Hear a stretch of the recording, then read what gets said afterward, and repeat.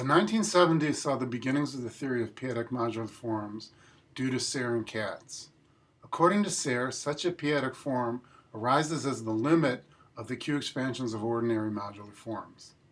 The simplest examples of this phenomena are the Eisenstein series, where the higher Q expansion coefficients are easily seen to interpolate p-adically, and so one also deduces the p-adic interpolation of the constant terms, and these are none other than zeta values at positive integers. At about the same time, the general theory of Drinfeld modules was born.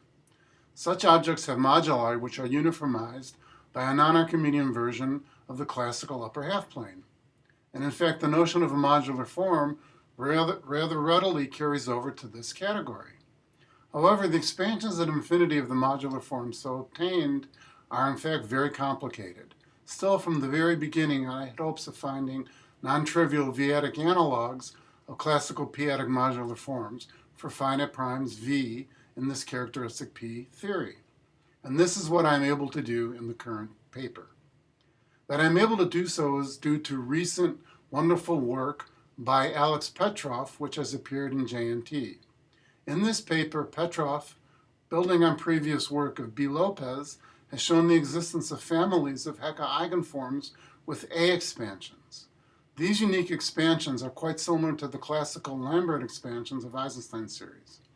In fact, Petrov's formula for these expansions looks remarkably like the integral of a zeta measure against the kernel. So when looking at it from this optic, one sees readily how to interpolate the associated expansions at the finite primes. As a corollary, one sees that the Hecke eigenforms defined by Petrov lie in v-adic families, as was pointed out by the referee. Also, as pointed out by the referee, the non-constant terms of Eisenstein series fit into the current optic. Yet we still do not have any good v-adic theory of the associated zeta values at positive integers. By contrast, we have long had a very good v-adic theory of zeta values at the negative integers. So much work remains to be done here. There is also much work remaining to be done with other concepts arising from this paper. For instance, one needs to further understand what happens for those modular forms which do not have A expansions according to Petrov. Are there similar expansions for them, just a bit more complicated? Similarly, I believe that much more may be found using Petrov's underlying integral formalism.